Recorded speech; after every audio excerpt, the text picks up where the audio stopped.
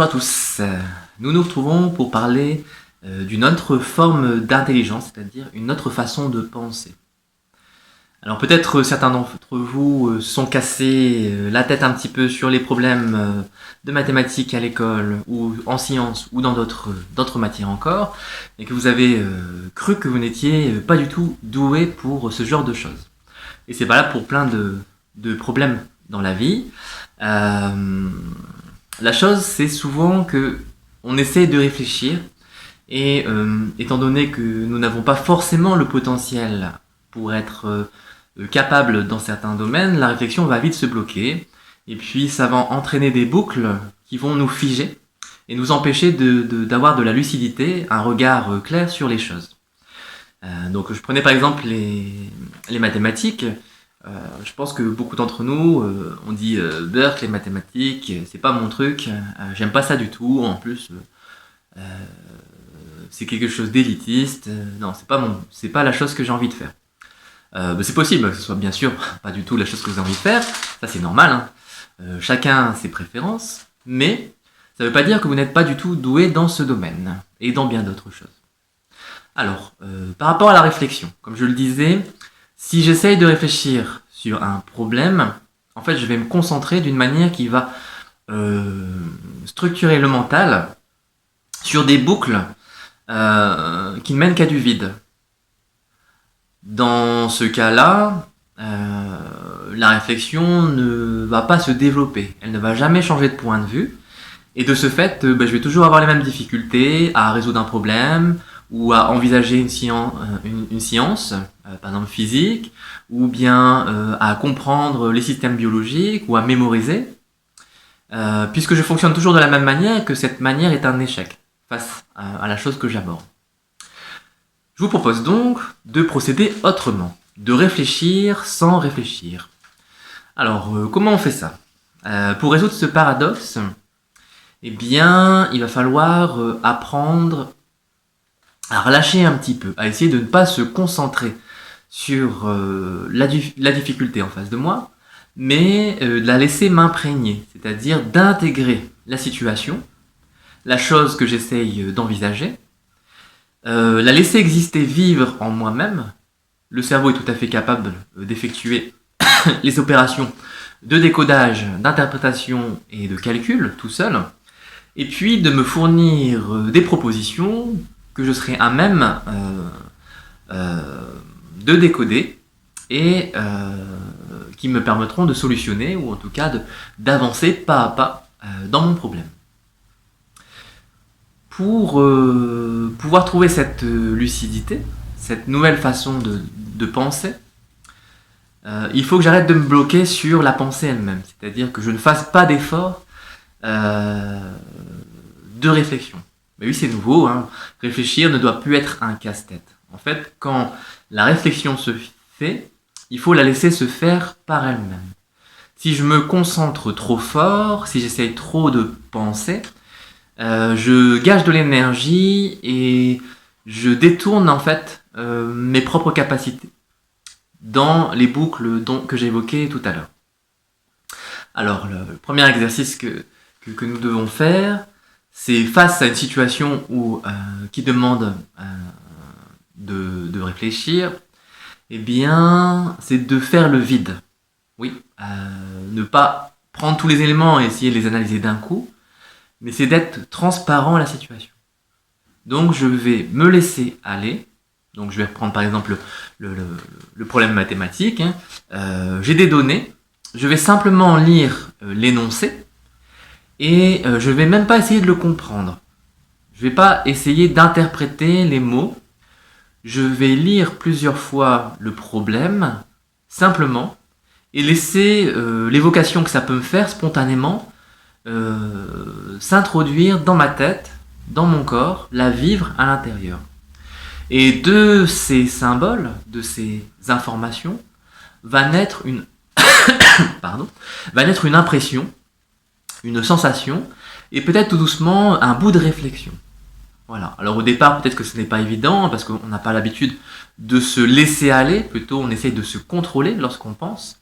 Et bien ici, il faut vraiment lâcher prise et faire le vide pour intégrer toutes les informations sans les déformer, voilà, sans les interpréter. Parce que, en fait, la réalité est sous mon nez. La solution est dans le problème. Elle est aussi en moi-même. Alors, je vais la laisser émerger. Voilà. Le secret, c'est vraiment de laisser émerger la solution de moi-même et de la réalité qui se présente sous mes yeux. Alors, vous pouvez le faire bien sûr dans toutes les matières. Essayez avec une chose.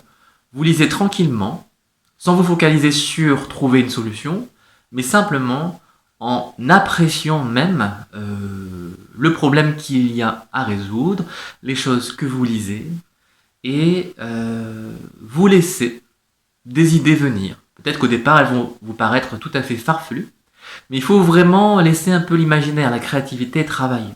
Si vous ne vous permettez pas d'être créatif, comment trouver une solution originale? Pour améliorer, développer ça, eh ben, il n'y a que l'entraînement, c'est-à-dire la pratique de ce vide qui va tout doucement se remplir. Voilà, c'est un petit peu comme l'image de la bouteille, hein. Tant qu'elle est remplie, elle ne peut pas être pleine d'autre chose. Il faut d'abord la vider pour pouvoir la remplir avec autre chose, un contenant plus approprié. Eh bien, notre cerveau, c'est pareil.